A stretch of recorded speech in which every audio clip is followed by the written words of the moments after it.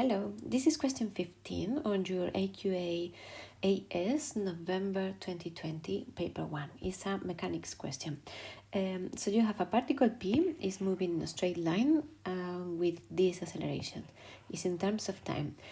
So it's a variable acceleration question. P is initially stationary, so it's not moving, and we have to find an expression for the velocity of P in terms of t. So the first thing is initially P is stationary, means that when t is 0, velocity is 0.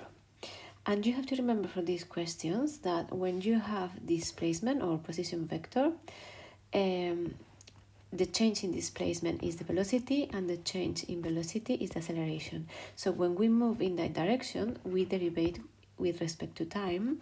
When we move in the other direction, we do the opposite, which is integrate. Yeah. So if we have the acceleration and we want the function velocity, we are going to integrate. Yeah. So that means that the function velocity is going to be the integral of the function acceleration, which is this one,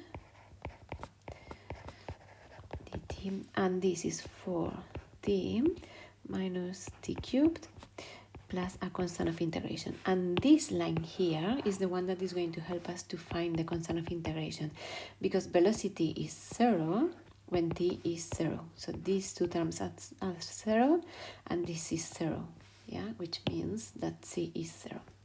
So when t is 0, velocity is 0, that means that c is 0.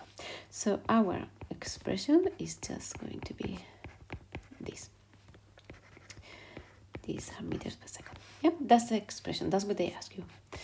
Then the second part says when t is 2 seconds, displacement of P from a fixed point O is 39 meters. So we have a point here, O, and our particle P, when t is 2 seconds, is 39 meters from P. 39 meters, yeah?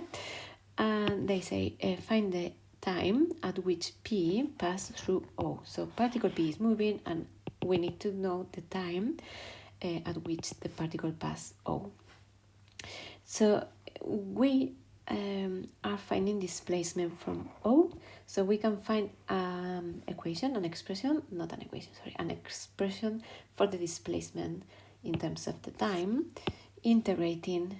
So I'm sorry I delete this, but when we move from displacement, so displacement, velocity, acceleration, we derivate. When we go the other way, we integrate. So we have to integrate the velocity function to get an expression for the displacement.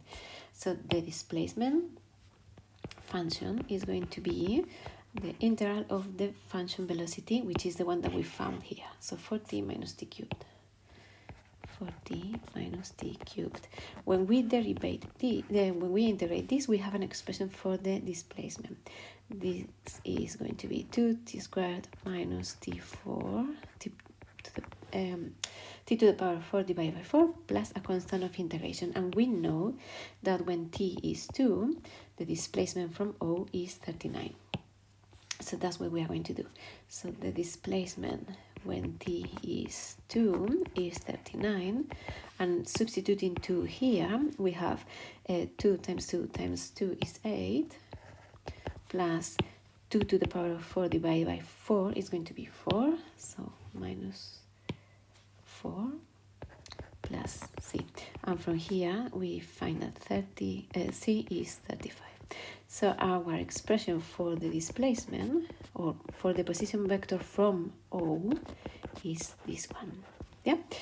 And then they say we need to know the time when P pass O. So when P pass O, the displacement from O is going to be 0. So we are going to make this expression equal to 0. So we have 2t squared minus t to the power of 4 divided by 4 plus 35 equals 0. We can reorganize and multiply everything by 4. So this equation is the same that t to the power of 4 minus 8t squared plus no, minus 140. Yeah, it's the same equation, just reorganized.